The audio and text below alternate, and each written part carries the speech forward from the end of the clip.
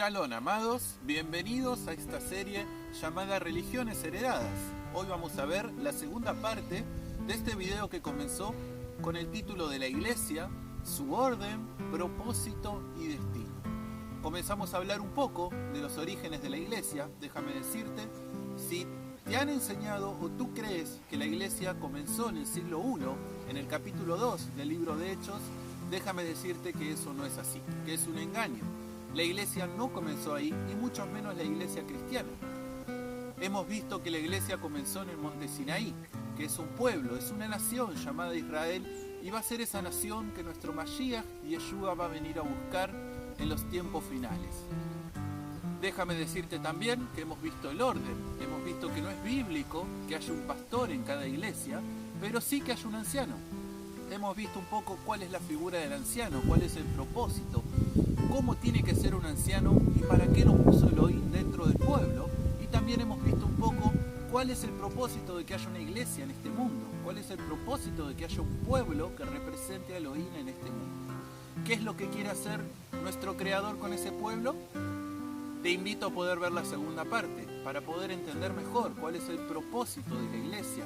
También vamos a ver otro de los grandes engaños que hay desde el principio, en los cuales Yeshua ya en su tiempo tuvo que luchar contra esto, y es el nicolaísmo, los nicolaitas, una doctrina, una enseñanza, una manera que nuestro Mesías en Apocalipsis dice que él odia, que él detesta. Te queremos mostrar con la escritura que tú puedas conocer cuál es esa falsa enseñanza, qué es lo que odia el Mesías que puede haber dentro de nuestras congregaciones.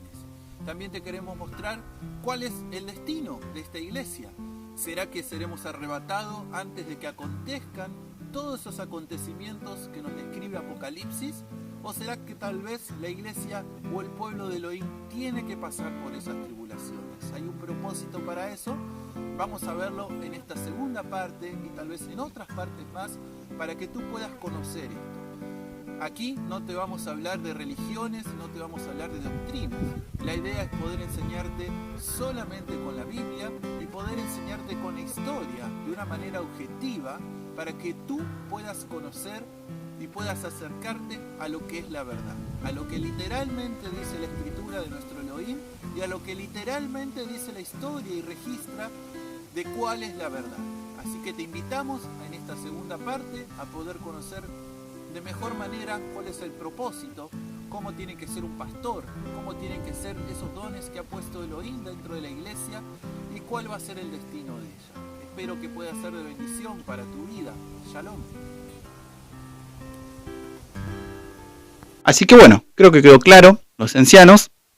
Vamos a ver otra figura que aparece un par de milenios después, que es el escriba, que aparece de la manera que lo vamos a ver ahora. Si bien el escriba ya existía antes, pero ¿qué es lo que pasa? ¿Qué era un escriba? Vamos a empezar, te voy a dar un contexto para que se entienda bien. Un escriba es alguien que cuenta, literalmente es alguien que cuenta, escriba. Ahora, ¿qué cuenta? Generalmente el escriba era alguien encargado de lo que hoy vos podés conocer como papelería, ¿no? Alguien que hacía los papeles, alguien que estaba ahí, que te fijaba en las cartas, que escribía cartas. Era alguien que encargado de esa administración, por eso era el que cuenta. Hoy por ahí la palabra que utilizaríamos para eso es un administrador, ¿no? Era alguien que hacía eso, contaba, y él estaba encargado de eso. Vamos a ver a Esdras. En el libro de Esdras, Esdras era un escriba del rey de Medo-Persia, pero este escriba empezó a cambiar un poco las cosas. Empezó a tener otra forma este escriba. ¿Por qué? Ellos estaban en Medo-Persia porque un par de décadas antes habían sido llevados en cautiverios por Babilonia. Después Babilonia cae, conquista Medo-Persia y empieza el volver de Israel, ¿no? Pero dentro de Babilonia, mientras ellos pasan ese tiempo en Babilonia, empieza a ocurrir algo dentro del pueblo, que tal vez nunca te lo has preguntado, nunca te lo has imaginado, pero si yo te empiezo a decir cosas, vas a empezar a decir, ah, sí, es verdad. La Biblia, como la tenés hoy acá, así, muy armadita, muy compactada y ordenada para que vos la entiendas, la puedas leer de principio a fin, lo entiendas todo y puedas hacer tus estudios bíblicos, no existió desde el principio, eso creo que lo tenés claro, lo sabés. Eso no existía, el pueblo no tenía ese acceso a las escrituras, no todo el mundo tenía ese acceso a estar estudiando la Biblia cuando él quisiera, no, incluso hubo tiempos donde muy poco se leía, cada 7 años se le leía al pueblo la Torá. Incluso si lees el libro de Esdras, que te lo recomiendo, o el de Nehemías, te vas a dar cuenta de la profunda ignorancia que tenía el pueblo, y no estoy hablando del campesino, te estoy hablando del levita, que se supone que el levita tenía todas las comodidades y las herramientas para ser un estudioso de la Torá, y la educación para poder ser esas cosas. Pero vas a ver que tenían una profunda ignorancia. Y esto tiene que ver porque no existían estas cosas al alcance de todo el mundo, entonces no había eso. ¿Qué pasa? Ahora ellos cuando son llevados a Babilonia, que son llevados en cautiverio, lo que empieza a ocurrir dentro de Israel es que las personas empiezan a hacer esto, empiezan a estudiar la escritura. Se empieza a abrir esto y empiezan a estudiar la escritura y hay personas que se empiezan a formar en esto y le empiezan a enseñar al pueblo.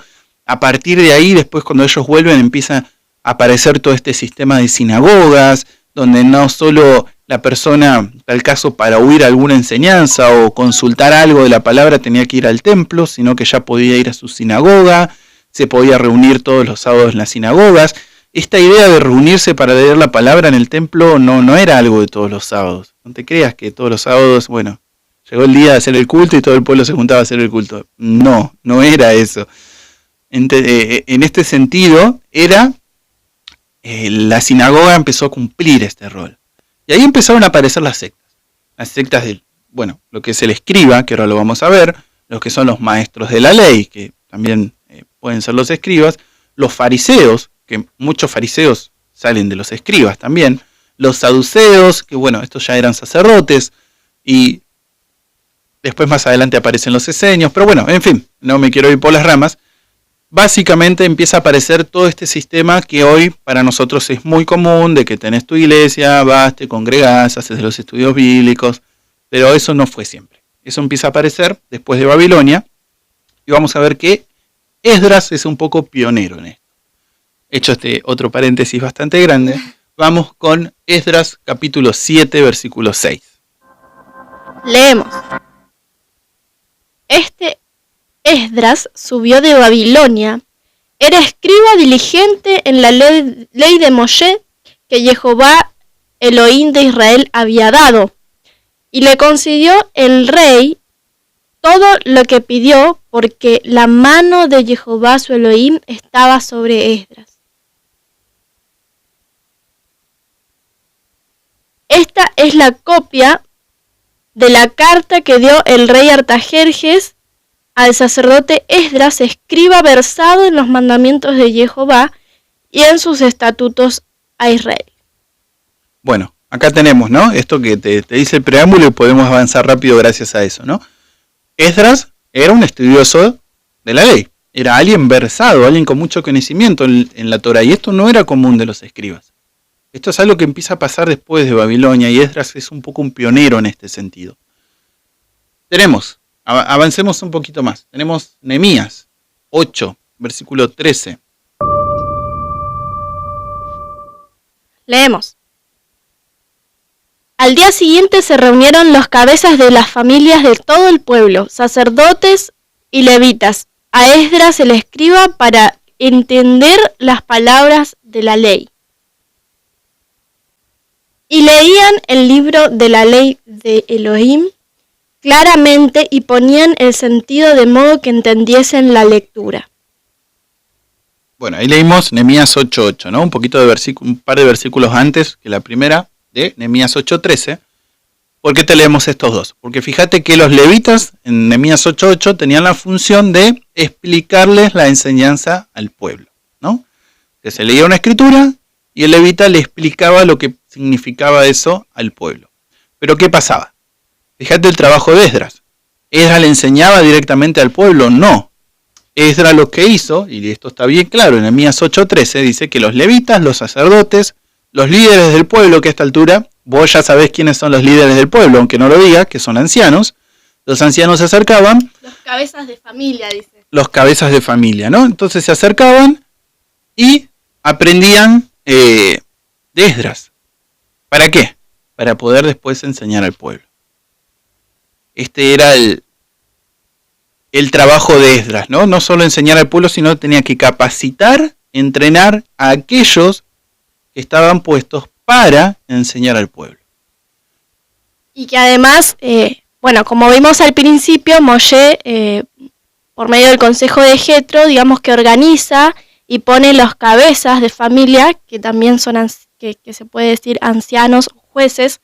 Se le dice familia porque eran de cada 10, de cada 100, de cada 50, de cada 1000.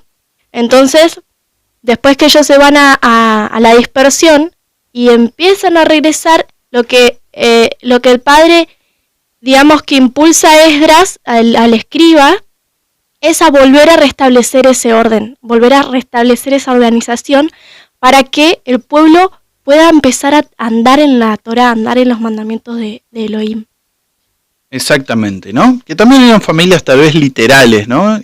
A veces también eran jefes de tribus, ¿no?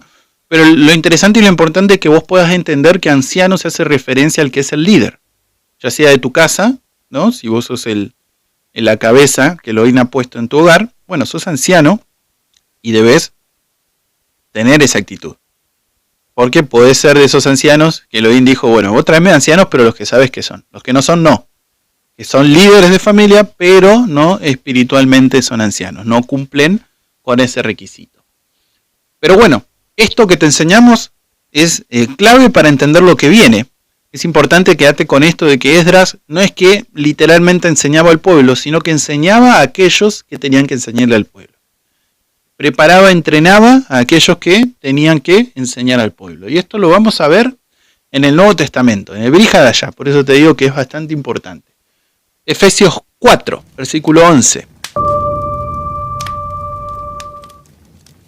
Y él mismo constituyó a unos apóstoles, a otros profetas, a otros evangelistas, a otros pastores y maestros, a fin de perfeccionar a los santos para la obra del ministerio, para la edificación del cuerpo de el Mesías.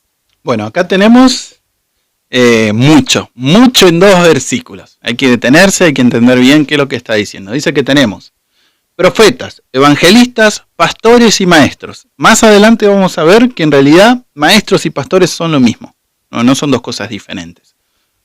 Pero no vamos a quedar en eso. Ahora avancemos. Profetas, evangelistas, pastores y maestros. ¿Para qué están ellos? ¿Para enseñar al pueblo? No. Dice que están para perfeccionar. Y es interesante. Y aquí nos vamos a detener 2 segundos. Porque la palabra perfeccionar aparece una sola vez en el Nuevo Testamento. Por lo menos esa palabra que utiliza Shaul, Pablo, en ese momento. Aparece una sola vez.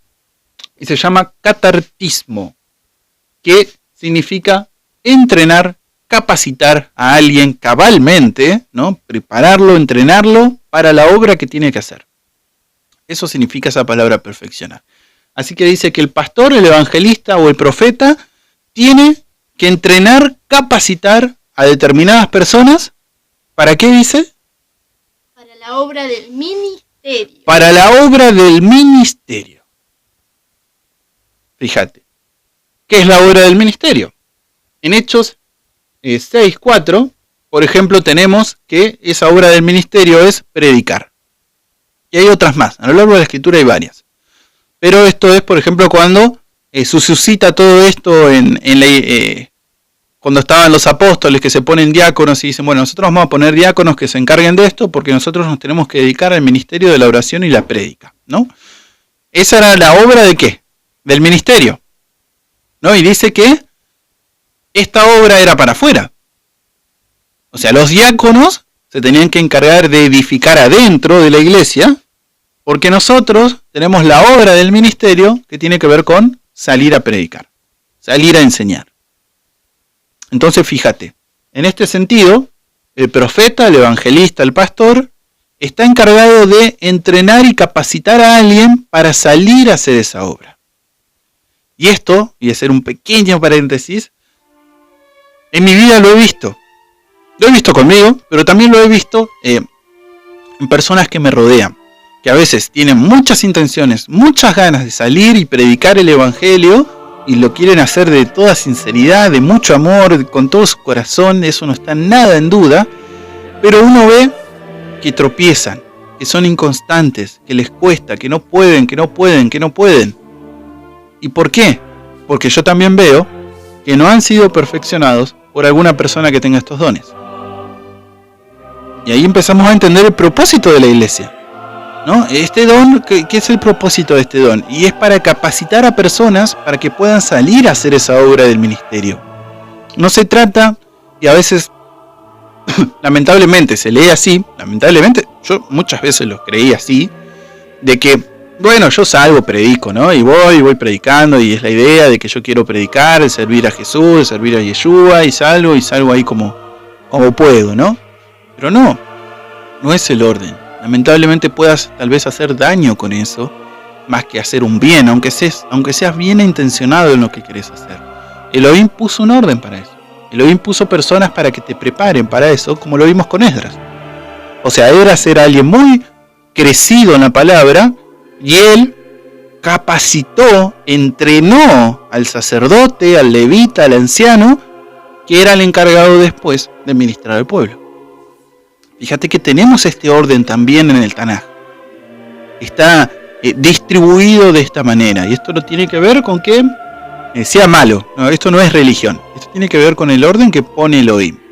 A veces, lamentablemente, y eso probablemente sea otro programa, que puedas discernir un profeta verdadero de uno falso, un pastor verdadero de uno falso, un evangelista verdadero de uno falso, para saber si es un verdadero profeta o es un verdadero pastor, ¿no? Porque el que te tiene que entrenar verdaderamente tiene que ser un verdadero pastor, un verdadero profeta, ¿no? No te va a entrenar cualquier anciano, como dijo Elohim, ¿no? No me traigas cualquiera, por favor, tráeme uno que sea. Para la obra del ministerio. ¿Y qué más dice? Para la edificación del cuerpo del Mesías. Del cuerpo del Mesías. O sea que te entrena para las dos cosas. Para adentro y para afuera. O sea, si vos querés en algún momento salir a predicar, ok, te va a entrenar alguien con estos dones. Y también te va a entrenar para edificar adentro del cuerpo. Que ya de por sí es un entrenamiento para vos. ¿Cómo yo voy a salir a querer edificar, transformar la vida de las personas afuera, si yo con mi hermano de iglesia ni siquiera le digo hola?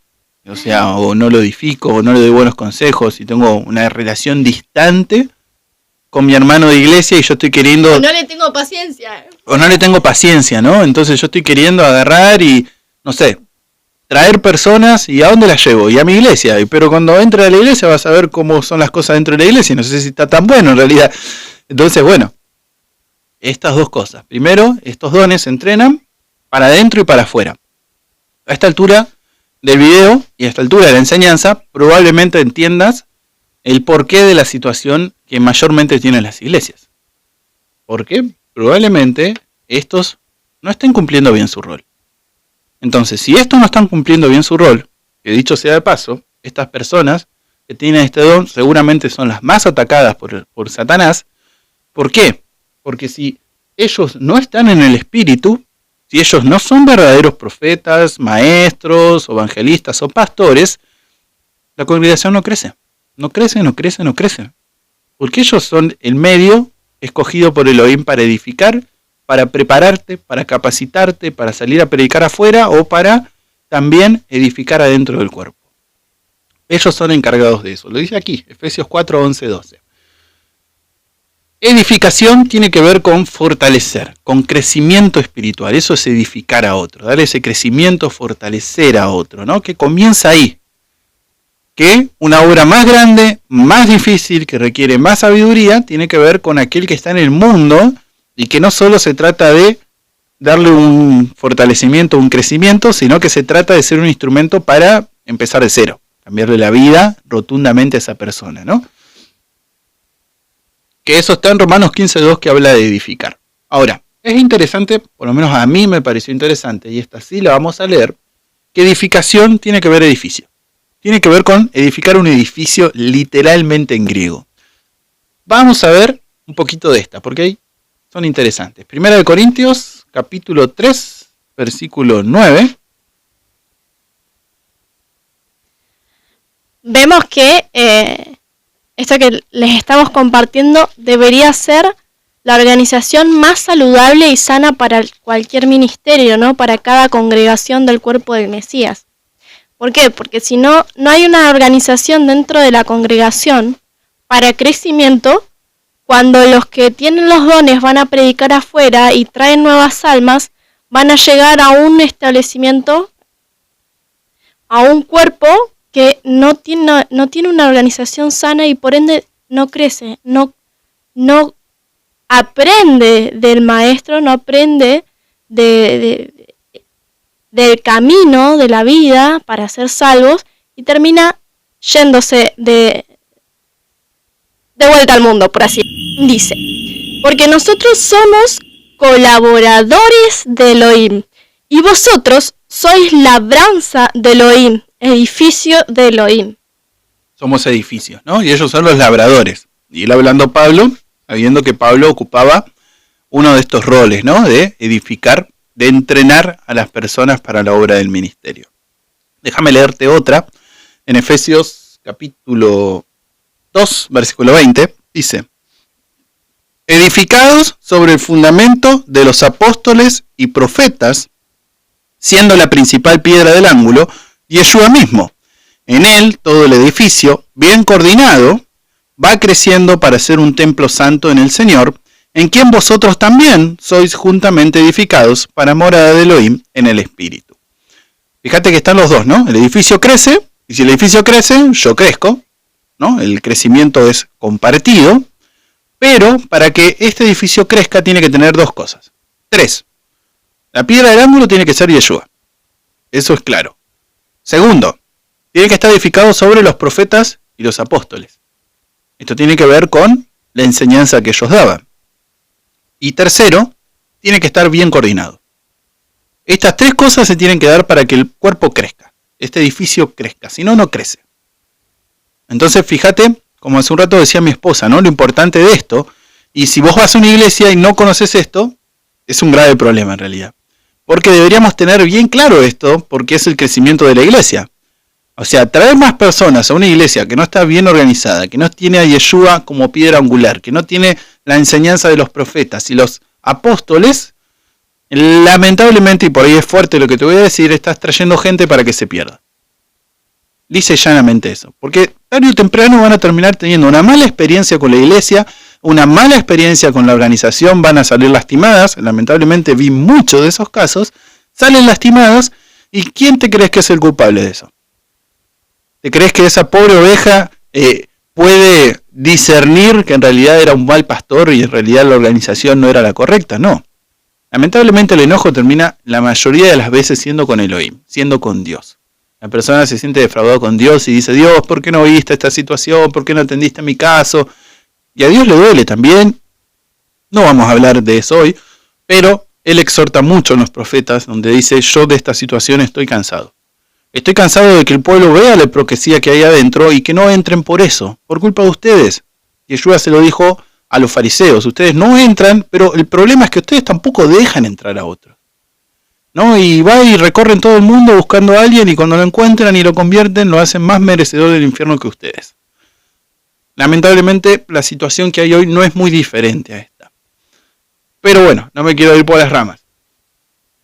Algo importantísimo. Primera de Corintios, capítulo 14, versículo 26.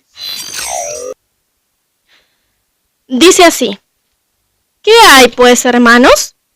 Cuando os reunís, cada uno de vosotros tiene salmo, tiene doctrina, tiene lengua, tiene revelación, tiene interpretación.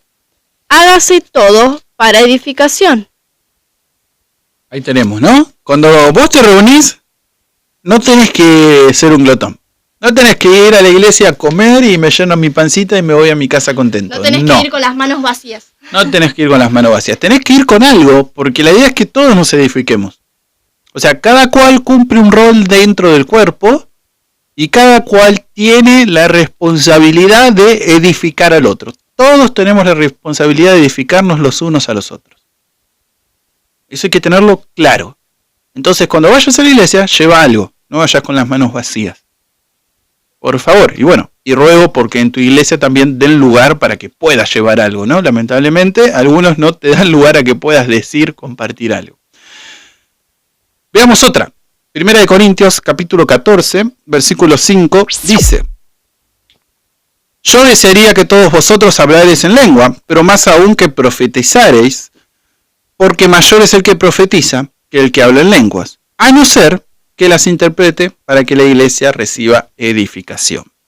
Fíjate que ahí tenemos un orden con respecto a los dones. Y Pablo tiene que hablar con el don de lengua porque lamentablemente es el don que tiende a confundir las cosas. Si te nace algo en lengua que vos no entendés, o por lo menos vos tal vez entendés, y lo podés traducir, y lo podés compartir a otro hermano, bueno, amén, decilo, que te salga, compartilo, edifica la iglesia.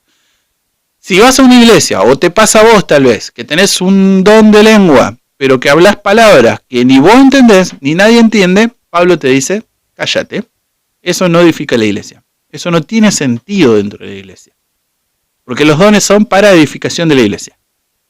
Eso tenelo en claro. Esta cosa de que, bueno, por más que no entiendas, se edifica el espíritu, que bla, bla, bla, bla, bla, bla, bueno, no existe en la escritura. La escritura es clara, y te leímos el versículo. Si no hay alguien que interprete, es un don que es ínfimo. Porque en tal caso, dice Pablo, el único que se edifica es el que habla. Se edifica a sí mismo. Nada más. Entonces, por eso dice, prefiero que profeticen, porque profetizar es un don que edifica la iglesia. Pero, además, tenemos al profeta. Porque él también dice que las profecías edifican al que entra de afuera. Si alguien entra de afuera que es nuevo y escucha una profecía, va a ser edificado. Entonces, fíjate por qué él pone el profeta en ese lugar, ¿no? De perfeccionar. Porque es alguien que también hace su trabajo afuera.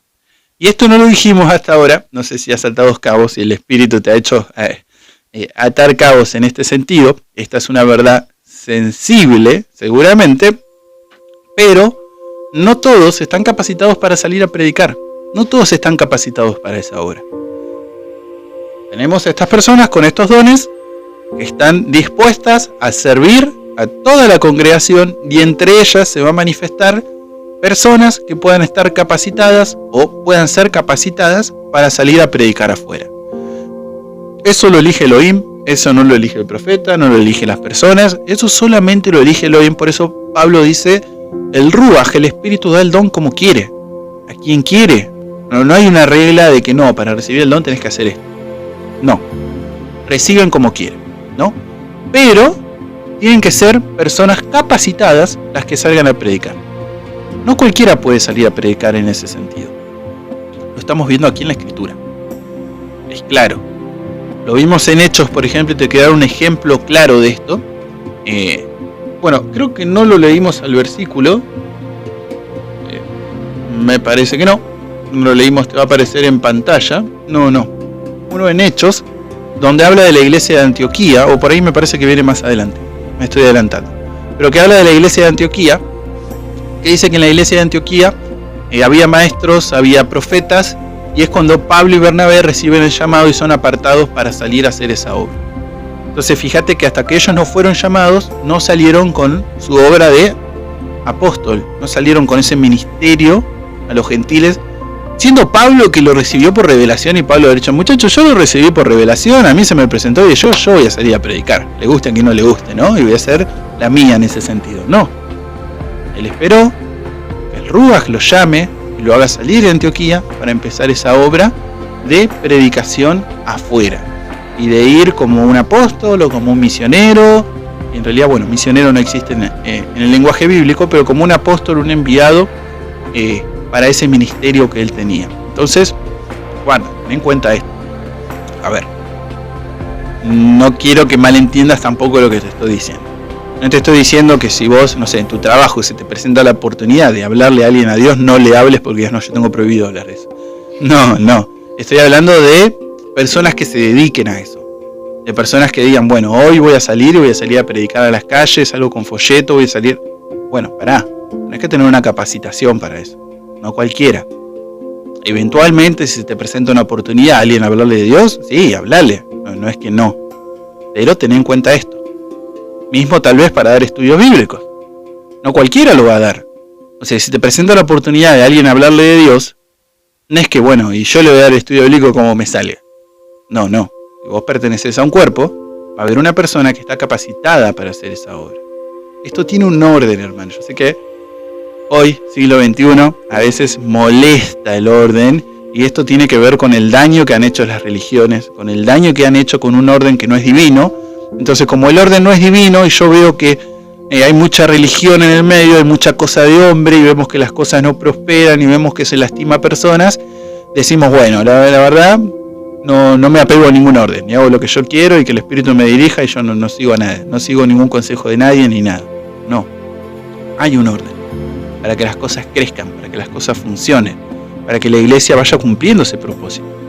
Porque fíjate que la iglesia tiene el propósito de, por un lado, y la que es más conocida, de ser luz en el mundo, ¿no? Pero también vemos aquí que este propósito tiene que ver que en la iglesia nosotros nos edifiquemos, que seamos fortalecidos los unos con los otros, que yo dentro de la iglesia aprenda sobre cómo edificar a una persona, de cómo fortalecerla espiritualmente, que pueda ser capacitado con alguien que tiene don para la obra del ministerio, para predicar, para enseñar, para todo lo que eso implica, que solamente no es un estudio de la palabra, tiene que ver con una experiencia, con un crecimiento espiritual, y eso no se obtiene con una hojita de estudio bíblico, se obtiene con una experiencia, se obtiene con mucha oración.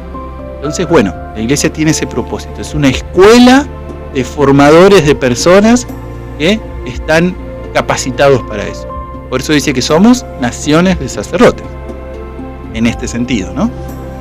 La nación, la iglesia, es un lugar donde yo soy preparado para eso. Pero bueno, hasta aquí llegamos a la primera parte. Nos quedan 2 puntitos más para que podamos ver del orden, que ahí vamos a cambiar la pizarra para que puedas verlo.